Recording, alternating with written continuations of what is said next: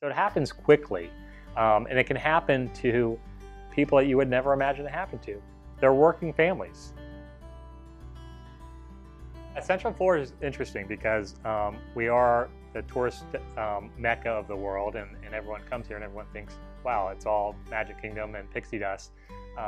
But because it's such a service-oriented economy, we have a lot of people who are working for minimum wage, housekeepers in the restaurant industry.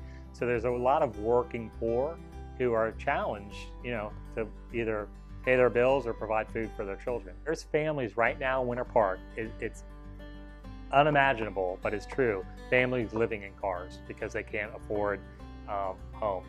There are people who are trying to earn a living but just can't afford to find affordable housing. We had the opportunity to ask the president and CEO of Second Harvest Food Bank, Dave Krepko, what he thinks about homelessness and hunger. Homelessness is basically when somebody doesn't have a place to, put their head down. There's a variety of ways or reasons why people are homeless. The primary reason, I don't know if people realize it or not, but the vast majority, 60 to 70% of the people that are homeless have some type of substance abuse, whether it's drug or alcohol. And a lot of them are what you call dually diagnosed. They may have a substance abuse plus a mental health condition. And when you combine both of those, people cannot function normally unless there's strong family support or community support around them.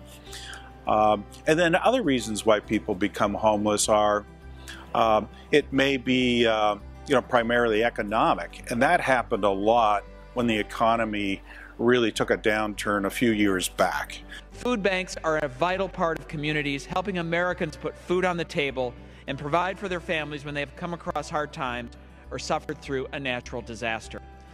Food Donation Connection has estimated that since this tax deduction was expanded in 2006, donations have increased 127%.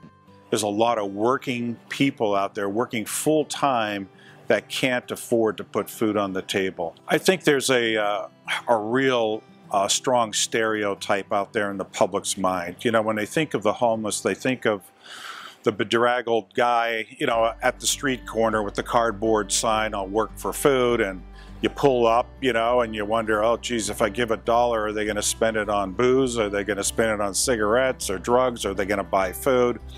They're the most visible. And there are some people that, aren't going to do the right thing, perhaps, with that donation. Second Harvest Food Bank, the simplest picture that I can paint is, picture a bridge, And Second Harvest is that bridge. And on one side of the bridge, you have all these people that are in need. And then on the other side of the bridge, you have all the surplus food that's perfectly edible, but it's unsaleable for some reason, And it would be wasted, So what we do is we connect the people in need with those food resources. And those food resources come directly from farmers, food manufacturers, grocery retailers, restaurants, resort hotels, just a number, and local community food drives as well. We're unique as a nonprofit because we have this phenomenal network of what we call agency partners.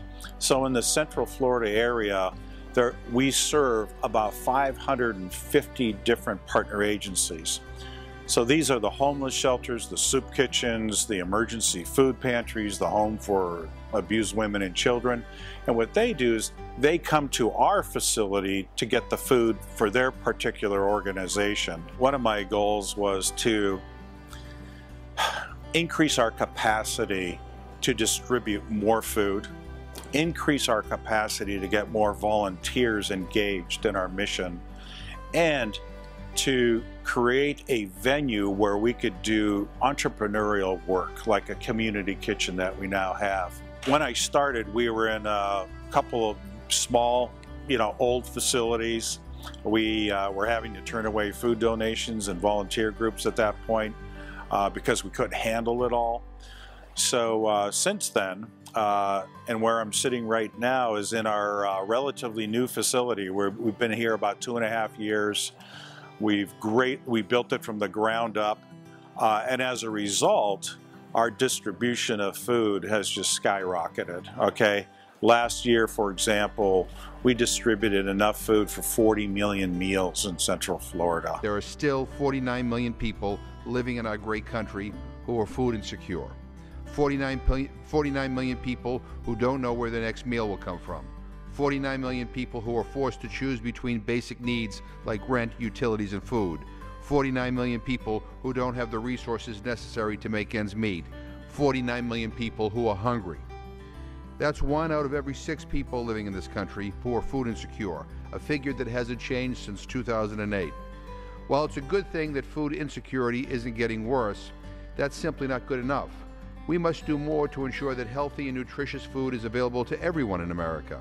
We must ensure that 49 million people are not left behind when it comes to buying food. If you want to do more to help out people in need, check out feedthehopenow.org.